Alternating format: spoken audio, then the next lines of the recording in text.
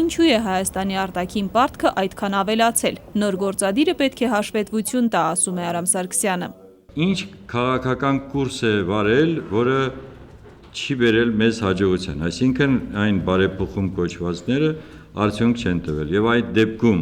ինչ պետք է արվի, որպեսզի այս իրավիճակը փոխվի։ Նոր կառավարությունը պետք է լուծի հին խնդիրները, գլխավորը ներքին կայունություն ապահովելն է, նկատում է Դեմկուսի նախագահը։ Երիտասարդներին պետք է պահել երկրում, փոքր ու միջին բիզնեսի խարխլված հիմքը ամրացնել։ Եթե այս խնդիրը չլուծվի,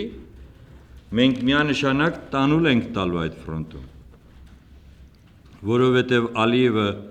առավոտը արտանում է, գիշերը քնում, միայն ու միայն երազում է երբեք նա իրականացնելու այդ ավանտյուրան փորձի այս իրավիճակը շտկել իրենց օգտին։ Խորհրդարանում բացակա Դեմկուսի նախագահն առաջարկում է ազգային ժողովի արտահերթ ընտրություններ են պետք։ Հիմնավորում է փոխվել է երկրի քաղաքական կուրսը, Եվրամիության փոխարեն այժմ մաքսային միություն ենք գնում։ Տարբերությունը շատ մեծ է եւ պատահական չի, որ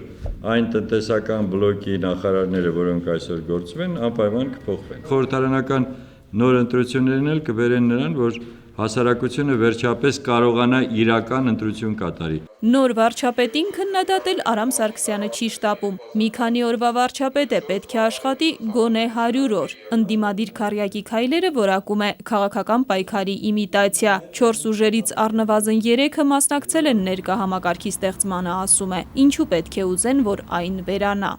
Աննա Բալյան, Արթուր Հունանյան, ժամը լրատվական։